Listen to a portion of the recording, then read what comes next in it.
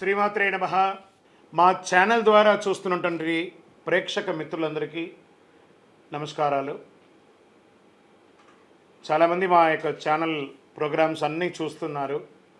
మాకు అది వ్యూవర్స్లో కనబడుతున్నారు, లైక్స్లో కనబడుతున్నారు, కానీ సబ్స్క్రైబింగ్లోనూ షేరింగ్లోనూ చాలా తక్కువ కనబడుతున్నారు. మిత్రులందరికీ ఒక చిన్న రిక్వెస్ట్, మీకు నచ్చింది కదా, జస్ట్ లైక్, సబ్స్క్రైబ్, అలా షేర్ అనగానే మీ యొక్క ఫేస్బుక్లోనూ ఇన్స్టాలోనూ వెళ్ళిపోతుంది కదా, మీ మిత్రులు కూడా తెలిసిపోతుంది కదా.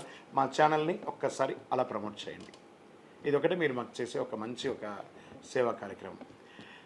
ఈ సద్గురు జ్యోతిషాలయం నుంచి ఈ యొక్క జూన్ నెల ద్వాదశ రాశులకి గోచార రీత్యా రాశి ఫలితాలు ఎలా ఉన్నాయి అనేది మనం తెలుసుకోబోతున్నాం. ప్రతి ఒక్కరికి జాతకం అంటే ఒక క్యూరియాసిటీ.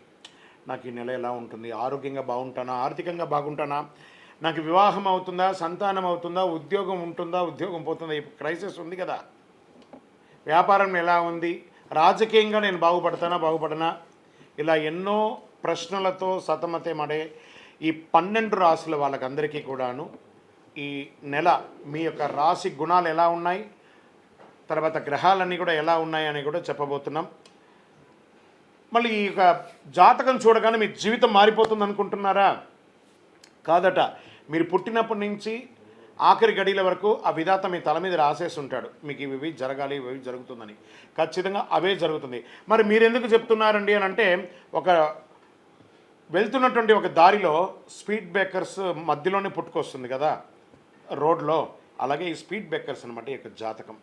అలా మీరు క్షేమంగా వెళ్ళాలి, ఇక్కడెక్కడ స్పీడ్ బ్రేకర్స్ ఉన్నాయి, జాగ్రత్తగా ఉండండి అని తెలిపే ఒక ప్రక్రియ మాత్రమే ఈ యొక్క జాతకం. తర్వాత చాలామంది ఈ యొక్క జాతకం తెలుసుకోవాలనుకుంటారు. మా లాంటి వాళ్ళ దగ్గరనో లేదా చాలామంది సద్గురుల దగ్గర అంతా కూడా అడుగుతూ ఉంటారు, గురుగారు నాకు చాలా అప్పులు ఉన్నాయి, నాకు ఈ జాతకం చెప్పనంటే. అప్పులు ఉన్నాయనంటే అప్పులు తీర్చండి, ఉద్యోగమో వ్యాపారమో చేసి. జాతకం చెప్తే అప్పులు తీరవు. క్లియర్ ఒకటి. తర్వాత మీరు తెలుసుకోవాలనుకుంటున్నారు, మీ పరిసర ప్రాంతాల్లో ఉన్నటువంటి గురువులనో లేకపోతే మా దగ్గర అడగాలనుకున్నాను అనుకోండి, ఇల్లీగల్ అఫైర్స్ గురించి ఏది అడగండి.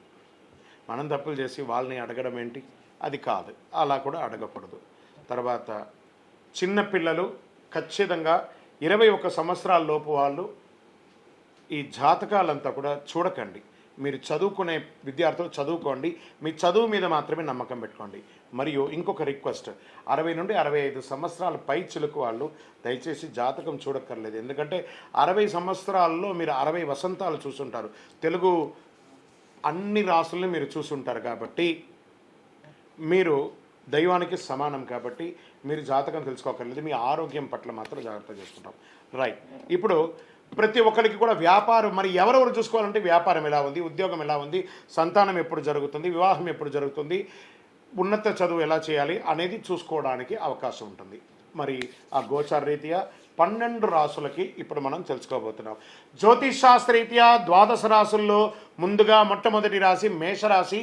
అశ్విని నక్షత్రం 1, 2, 3, 4 పాదములు, భరణీ నక్షత్రం 1, 2, 3, 4 పాదములు, కృత్తికా నక్షత్రం మొదటి పాదానికి సంబంధించిన మీరు మేషరాశి వారిగా పరిగణించబడుతున్నారు. ఈ జూన్ నెల మీకు శుభాశుభ ఫలితాలు ఎలా ఉన్నాయి అంటే, గ్రహస్థితి ముందు చూద్దాం. రాశిలో బుధుడు, శుక్రుడు, ధనవాకు కుటుంబ స్థానంలో సూర్యుడు, సుఖస్థానంలో చంద్రుడు, రుణరోగ స్థానంలో కేతు ఉన్నాడు, లాభస్థానంలో శని, అయన శయన భోగస్థానంలో కుజుడు, రాహువులు ఉన్నారండి. ఏ విధమైనటువంటి తటస్థమైనటువంటి సమస్యలైనా పరిష్కరించే యోధులు ఎవరైనా ఉన్నారంటే అది మేషరాశి వారని చెప్పచ్చు. ఈ నెలలో నగదు ప్రవాహం బ్రహ్మాండంగా ఉంటుంది, తృప్తిగా ఉంటుంది. వ్యాపారంలో నిమగ్నమైన వారికి వ్యాపారాల్లో ఊహించని లాభాలని పొందుతారు. ఆలస్యమైన ధనం అందుతుంది. అనవసరమైనటువంటి ఖర్చులు కూడా అదే విధంగా పెరుగుతుంది. ఉద్యోగం చేసే ముందు ఏదైనా కొత్త ఉద్యోగాలకు చేరాలనుకున్నప్పుడు దాని సాధక బాధకాలన్నీ అన్వేషించండి. దాని యొక్క లాంగ్ టైం ఎలా అంటే, ఎంట్రీ పాలసీ ఎలా ఉంటుందో ఎగ్జిట్ పాలసీ కూడా అలా చూసుకొని ప్రైవేట్ రంగంలో ఉద్యోగం చేసుకోవడం శ్రేయస్కరం. దూకుడు స్వభావాన్ని కాస్త తగ్గించండి. ప్రజాక్షేత్రంలో పదవి కోసం ఆశించే రాజకీయ నాయకులారా అద్భుతమైనటువంటి పదవి రాబోతుంది. మీ యొక్క నోరు కాస్త అదుపులో ఉంచుకోవాలి. ప్రజాక్షేత్రంలో ఉన్నవాళ్ళు మనకు పదవి వచ్చేసింది కదా అని చెప్పి ఈగో రాకూడదు. ఆ ఈ గోలో ఈ తీసేసేయండి. గో అద్భుతమైనటువంటి ఫలితాలను పొందండి. కుటుంబ సభ్యులు భార్యాభర్తల మధ్య మనస్ఫూర్తిగా మాట్లాడి నిర్ణయాలు తీసుకోండి. కూర్చోండి, ఒక చక్కగా భోజనం చేసేటప్పుడు కూర్చొని నా వల్ల నీకు, నీ వల్ల నాకేమైనా ప్రాబ్లం ఉందా, కూర్చొని మాట్లాడతామని చెప్పేసి ఎండ్ ఆఫ్ ద డే అందరూ సామరస్యంతో ఉండాలి. పిల్లలు లేని వారికి చక్కటి సంతానం అయ్యే ఒక సమయం, వివాహం కాని వారికి మంచి సంబంధాలు రాబోతున్నాయి. బంధుమిత్రులతో ఏదైనా పూర్వీకమైనటువంటి ఆస్తి తగాదాలు ఉన్నా అవన్నీ కూడా తొలగిపోయే ఒక అవకాశం. స్త్రీలు ఉద్యోగం చేస్తున్నటువంటి స్త్రీలకి ఇది ఒక మంచి అవకాశం చెప్పచ్చు. కళాకారులకి కొత్త ప్రదేశాల్లో తమ ప్రతిభను చాటే ఒక అద్భుతమైనటువంటి సమయం చెప్పచ్చు. మీ యొక్క ఆలోచనలు ట్యూన్ అవుతుంది. తొందరపాటు నిర్ణయాలకి దూరంగా ఉండండి.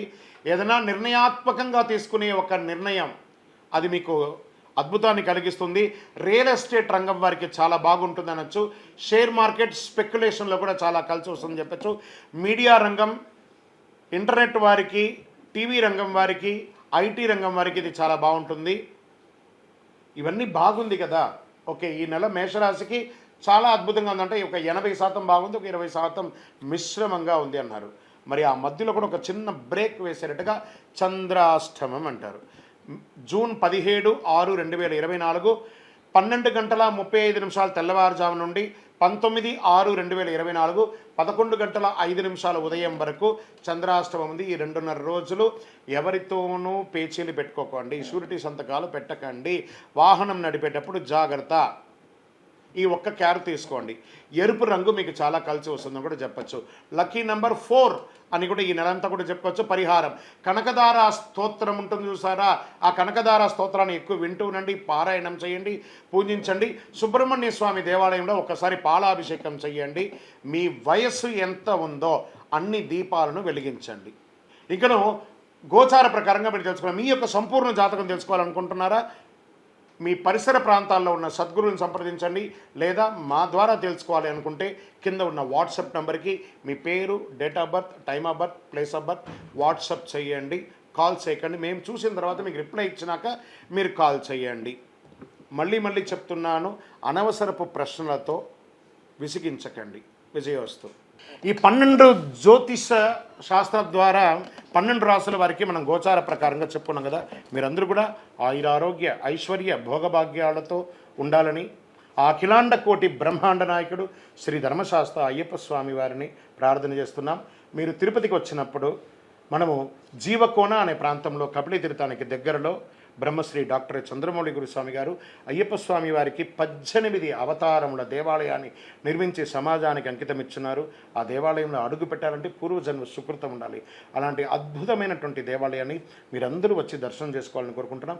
మీకోసం, మీ యొక్క యోగక్షేమం కోసం ఎప్పుడూ ప్రార్థన చేస్తూ ఉంటాం. వందే మాతరం, వందే మాతరం, వందే మాతరం. చంద్రమౌళి వెంకటేష్ శర్మ.